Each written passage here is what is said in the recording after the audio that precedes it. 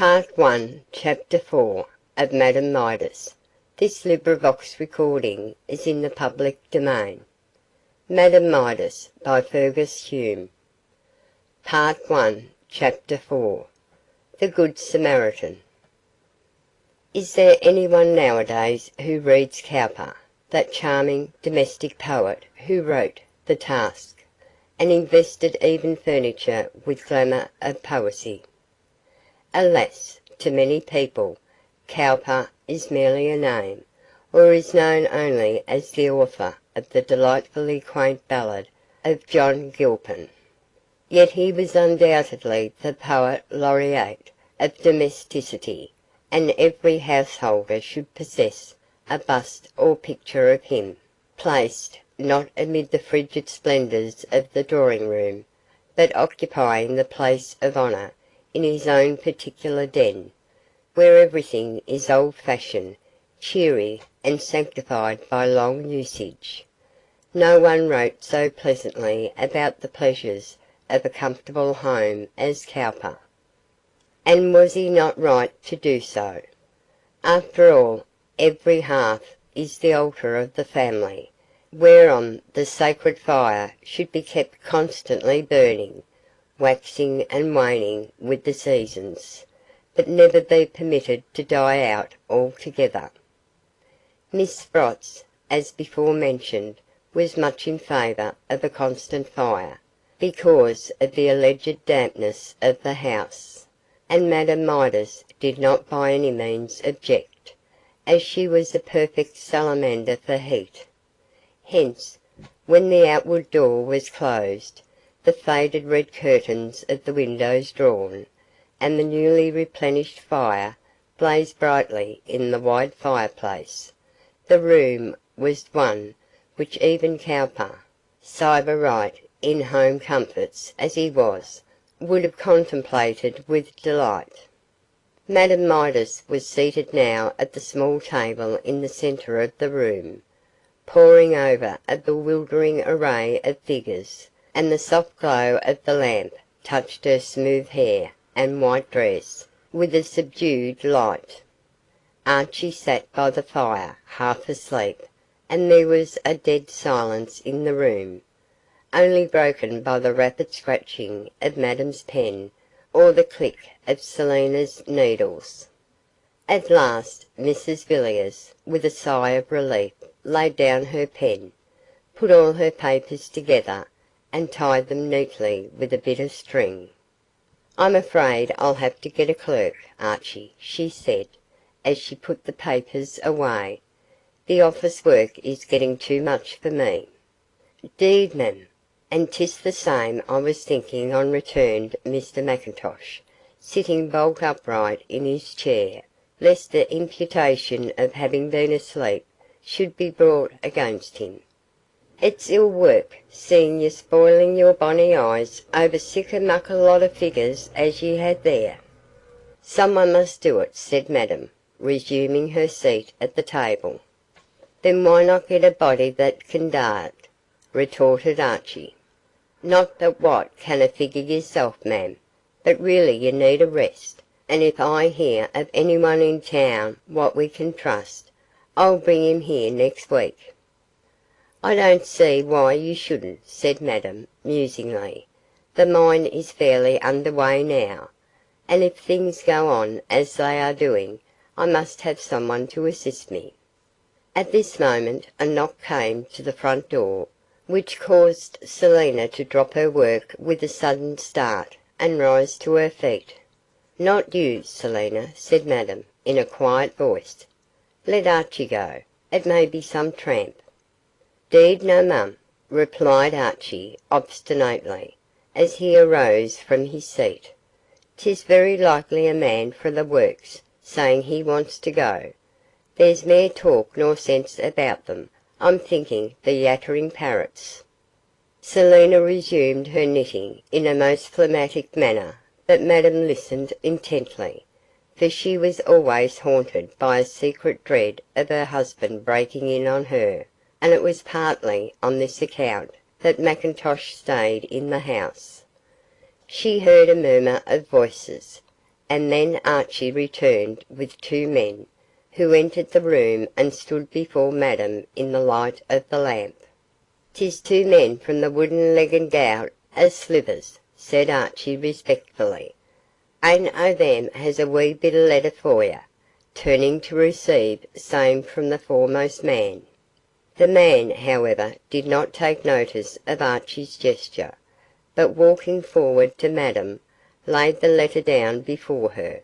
As he did so, she caught sight of the delicacy of his hands, and looked up suddenly with a piercing gaze.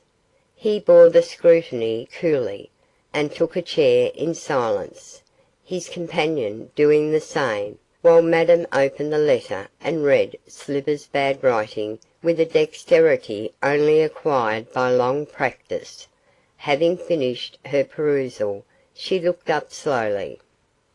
"A broken down gentleman," she said to herself, as she saw the easy bearing and handsome face of the young man.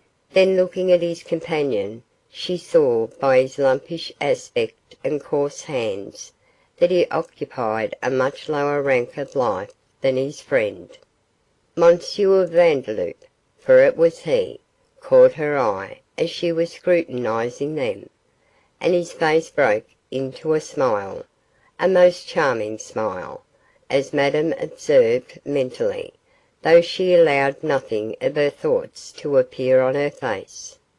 "You want work," she said, slowly folding up the letter, and placing it in her pocket. "Do you understand anything about gold mining?" "Unfortunately no, madam," said Vandeloup coolly, "but we are willing to learn." Archie grunted in a dissatisfied manner, for he was by no means in favour of teaching people their business, and besides, he thought Vandeloup too much of a gentleman to do work. "You look hardly strong enough for such hard labour," said Mrs Villiers, doubtfully eyeing the slender figure of the young man.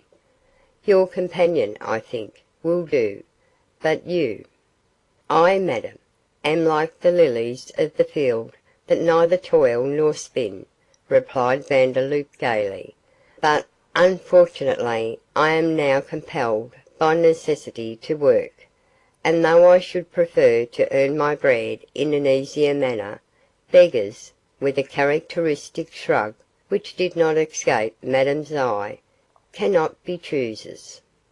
"You are French?" she asked quickly in that language. "Yes, madam," he replied in the same tongue. "Both my friend and myself are from Paris, but we have not been long out here." Madame leaned her head on her hand and thought, while Vandeloup looked at her keenly, and remembered what Slivers had said. "She is indeed a handsome woman," he observed mentally. "My lines will fall in pleasant places if I remain here." Mrs Villiers rather liked the look of this young man. There was a certain fascination about him which few women could resist, and Madame, although steeled to a considerable extent by experience, was yet a woman. His companion, however, she did not care about. He had a sullen and lowering countenance, and looked rather dangerous. "What is your name?" she asked the young man. "Gaston Vandeloup." "You are a gentleman?" He bowed, but said nothing. "And you?" asked Madame, sharply turning to the other. He looked up and touched his mouth. "Pardon him not answering, madame," interposed Vandeloup. "He has the misfortune to be dumb." "Dumb?" echoed Madame, with a glance of commiseration, while Archie looked startled, and Selina mentally observed that silence was golden. "Yes, he has been so from his birth, at least, so he gives me to understand," said Gaston, with a shrug of his shoulders, which insinuated a doubt on the subject, "but it's more likely the result of an accident, for he can hear though he cannot speak. However, he is strong and willing to work, and I also. if you will kindly give me an opportunity," adding he, with a winning smile. "You have not many qualifications," said Madame shortly, angry with herself for so taking to this young man's suave manner. "Probably not," retorted Vandeloup, with a cynical smile. "I fancy it will be more a case of charity than anything else, as we are starving." Madame started, while Archie murmured "Puir deils." "Surely not as bad as that," observed Mrs Villiers, in a softer tone. "Why not?" retorted the Frenchman, carelessly. "Manna does not fall from heaven as in the days of Moses. We are strangers in a strange land, and it is hard to obtain employment. My companion Pierre can work in your mine, and if you will take me on, I can keep your books," with a sudden glance at a file of papers on the table. "Thank you, I keep my own books," replied Madame shortly. "What do you say to engaging them, Archie?" "We may gie them a try," said McIntosh cautiously. "Ye do need a figure man, as I told ye, and the dour deil can work in the clam." Madame drew a long breath, and then made up her mind. "Very well," she said, sharply, "you are engaged, Monsieur Vandeloup, as my clerk, and your companion can work in the mine. As to wages and all that, we will settle tomorrow, but I think you will find everything satisfactory." "I am sure of that, Madame," returned Vandeloup, with a bow. "And now," said Madame Midas graciously, relaxing somewhat now that business was over, "you had better have some supper." Pierre's face lighted up when he heard this invitation, and Vandeloup bowed politely. "You are very kind," he said, looking at Mrs Villiers in a friendly manner. "Supper is rather a novelty to both of us." Selina meanwhile had gone out, and returned with some cold beef and pickles, a large loaf and a jug of beer. These she placed on the table, and then retired to her seat again, inwardly rebellious at having two tramps at the table, but outwardly calm. Pierre fell upon the victuals before him with the voracity of a starving animal, and ate and drank in such a savage manner that Madame was conscious of a kind of curious repugnance, and even Archie was startled out of his Scotch phlegm. "I wadna care about keeping ye long," he muttered to himself. "He's mair like a cannibal nor a civilized body." Vandeloup, however, ate very little and soon finished. Then filling a glass with beer, he held it to his lips and bowed again to Madame Midas. "To your health, Madame," he said, drinking. Mrs Villiers bowed courteously. This young man pleased her. She was essentially a woman with social instincts, and the appearance of this young and polished stranger in the wilds of the Pactolus claim promised her a little excitement. It was true that every now and then, when she caught a glimpse from his scintillating eyes, she was conscious of a rather unpleasant sensation, but this she put down to fancy, as the young man's manners were really charming. When the supper was ended, Pierre pushed back his chair into the shadow, and once more relapsed into his former gloom. But Vandeloup stood up and looked towards Madame in a hesitating manner. "I'm afraid, Madame, we disturb you," he murmured vaguely, though in his heart he wished to stay in this pleasant room and talk to such a handsome woman. "We had best be going." "Not at all," answered Madame graciously. "Sit down. You and your friend can sleep in the men's quarters tonight, and tomorrow we will see if we can't provide you with a better resting place." Vandeloup murmured something indistinctly, and then resumed his seat. "Meanwhile," said Mrs Villiers, leaning back in her chair, and regarding him fixedly, "tell me all about yourselves." "Alas, Madame," answered Vandeloup, with a charming smile and deprecating shrug of his shoulders. There is not much to tell. I was brought up in Paris, and, getting tired of city life, I came out to India to see a little of the world. Then I went over to Borneo, and was coming down to Australia when our vessel was wrecked, and all on board were drowned but myself and this fellow," pointing to Pierre, who was one of the sailors. "We managed to get a boat, and after tossing about for nearly a week we were cast up on the coast of Queensland, and from thence came to Melbourne. I could not get work there, neither could my friend, and as we heard of Ballarat we came up here to try to get employment, and our lines, madam," with another bow, "have fallen in a pleasant place." "What a dreadful chapter of accidents," said Madame, coolly looking at him to see if he was speaking the truth, for experience of her husband had inspired her with an instinctive distrust of men. Vandeloup, however, bore her scrutiny without moving a muscle of his face, so Madame at last withdrew her eyes, quite satisfied that his story was true. "Is there no one in Paris to whom you can write?" she asked, after a pause. "Luckily there is," returned Gaston, "and I have already sent a letter asking for a remittance, but it takes time to get an answer, and as I have lost all my books, papers, and money, I must wait for a few months, and as I have to live in the meantime, I am glad to obtain work." "Still, your consul," began Mrs Villiers. "Alas, madame, what can I say? How can I prove to him that I am what I assert to be? My companion is dumb and cannot speak for me, and unluckily he can neither read nor write. I have no papers to prove myself, so my consul may think me what you call a scamp. No, I will wait till I receive news from home, and get to my own position again.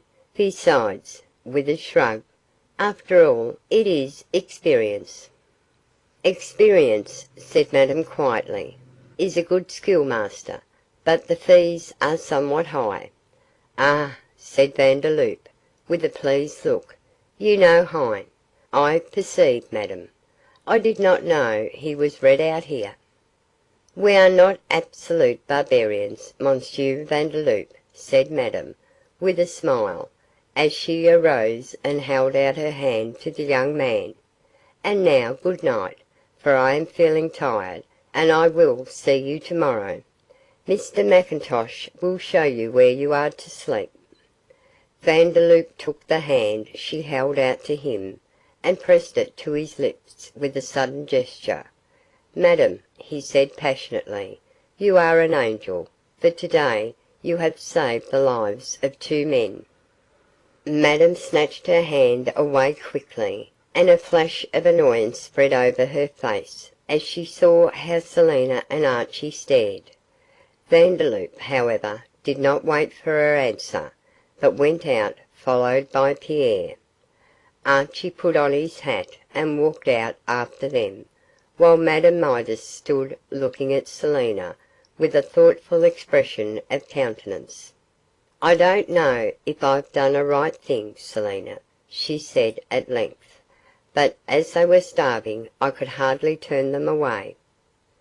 "Cast your bread on the waters and it shall come back after many days buttered," said Selina, giving her own version of the text.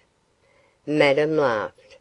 "Monsieur Vandeloup talks well," she observed.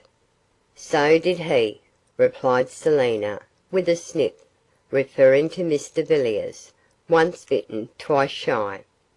"Quite right, Selina," replied Mrs Villiers coolly, "but you are going too fast. I'm not going to fall in love with my servant." "You're a woman," retorted Selina, undauntedly, for she had not much belief in her own sex. "Yes, who has been tricked and betrayed by a man," said Madame fiercely, And do you think because I succour a starving human being I am attracted by his handsome face? You ought to know me better than that, Selina. I have always been true to myself," and without another word she left the room. Selina stood still for a moment, then deliberately put away her work, slapped the cat in order to relieve her feelings, and poked the fire vigorously. "I don't like him," she said, emphasizing every word with a poke. "He's too smooth and handsome, his eyes ain't true, and his tongue's too smart. I hate him." Having delivered herself of this opinion, she went to boil some water for McIntosh, who always had some whisky hot before going to bed. Selina was right in her estimate of Vandeloup, and logically argued the case stood thus: some animals of a fine organisation have an instinct which warns them to avoid approaching danger. Women is one of these finely organised animals, ergo, let no woman go contrary to her instinct. End of Part 1, Chapter 4.